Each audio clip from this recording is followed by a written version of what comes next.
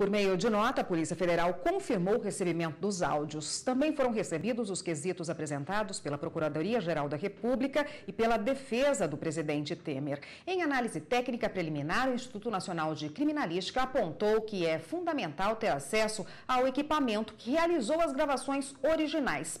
Por esse motivo, a Polícia Federal oficiou a PGR solicitando o aparelho. Não há prazo inicial estipulado para a conclusão dos trabalhos periciais, especialmente diante da necessidade apontada de perícia também nesse equipamento.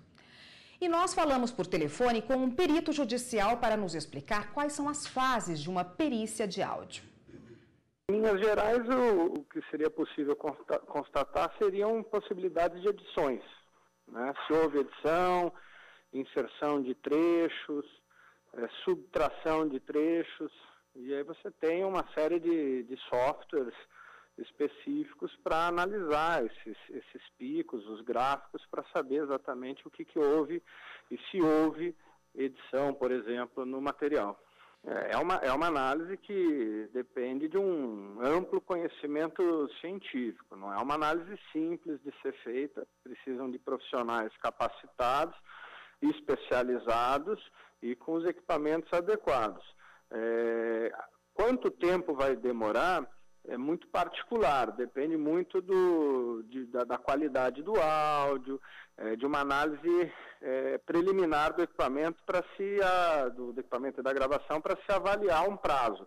Usualmente a gente pode pensar aí num prazo de 30 dias, que é o que costuma ser um prazo padrão, mas cada caso é um caso. Independente do resultado, de autenticidade, se sim ou se não, é elaborado um documento que é o laudo pericial. Esse laudo pericial, então, é anexado ao processo para subsidiar os julgamentos, né?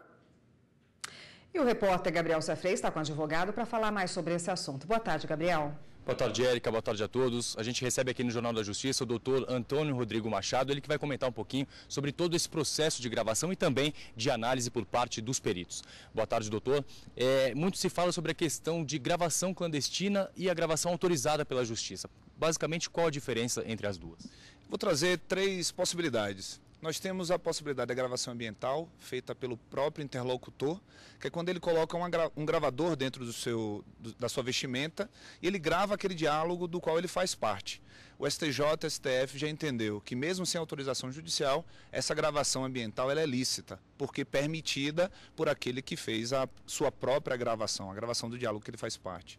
Nós temos a gravação ambiental, que é quando se coloca uma escuta telefônica num ambiente, essa precisa de decisão de autorização judicial, e nós temos também a interceptação telefônica, que é feita diretamente na empresa de telefonia, feita com autorização judicial, que tem um prazo máximo de 15 dias e deve ser fundamentada pelo juiz, né, pelo magistrado. A gente viu nessas matérias que houve questionamento em relação a essas gravações. Quando que pode acontecer esse questionamento? De que forma ele deve ser embasado? Quando uma das partes, e no caso do Ministério Público Federal é uma das partes do processo, junta uma prova nos autos, a outra parte, diante de indícios de irregularidade, pode questionar a veracidade. O juiz, como não tem conhecimento técnico suficiente para dirimir a questão, ele vai buscar um perito judicial ou até mesmo a própria Polícia Federal, para que essa perícia possa trazer aos autos, possa trazer ao próprio magistrado elementos que garantam a ele que ali se trata de uma prova conquistada, conseguida regularmente. Agora, qual a importância dessas gravações para o segmento do processo? De que forma que ela pode auxiliar, por exemplo, as investigações? Uma prova conseguida com a gravação ambiental considerada lícita é uma prova muito robusta, é uma prova muito importante para que o magistrado possa fazer o julgamento se de fato ali existir um crime, principalmente nessas questões relacionadas à corrupção, se de fato existe um crime contra a administração pública e fundamentar uma eventual condenação daquele que está sendo acusado no processo. Em processos que tem esse tipo de gravação, algum tipo de prova pode ser invalidado, inclusive as próprias gravações?